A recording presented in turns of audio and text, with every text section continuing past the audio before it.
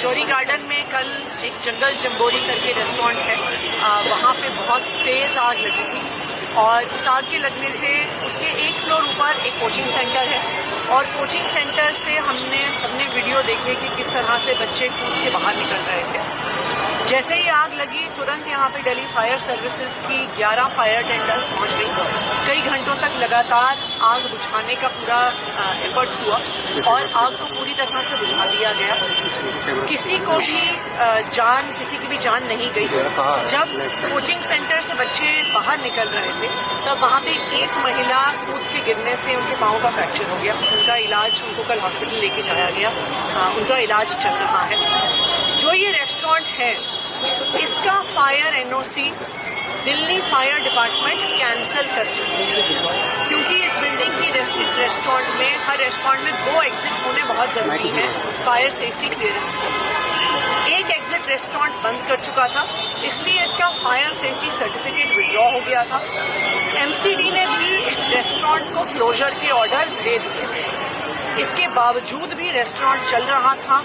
उसके किचन के अंदर क्या हो रहा था, इस बात का इन्वेस्टिगेशन दिल्ली पुलिस अभी कर रही है। जो भी इस आगजनी के लिए दोषी है, इस आग लगने के लिए दोषी है, उस पर सख्त से सख्त कार्रवाई की जाएगी।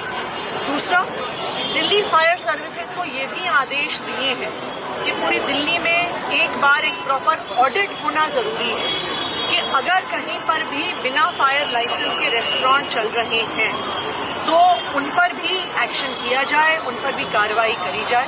ये तो भगवान का शुक्र है कि किसी की जान नहीं गई। इसलिए मैं फायर सेफ्टी वालों का भी धन्यवाद करना चाहती हूँ, उनको बधाई देना चाहती हूँ कि जिस स्पीड से वो यहाँ पर पहुँचे, जिस तरह उन्होंने आग को बुझाया, तो वो भी बधाई के पात्र हैं। लेकिन दिल्ली में कहीं पर भी ऐसी आग ना लगे, इसलिए पूरी दिल्ली में फायर सेफ्टी ऑडिट किया जाए। मैडम, जिस तरीके से इस बिल्डिंग में आग लगी है तो उसके अलावा ये रजौरी गार्डन इलाका है, सामने भी कुछ मॉल या बिल्डिंगें ऐसी हैं जिसको एनओसी ना मिलने के कारण एमसीडी ने सील भी कर रखा है।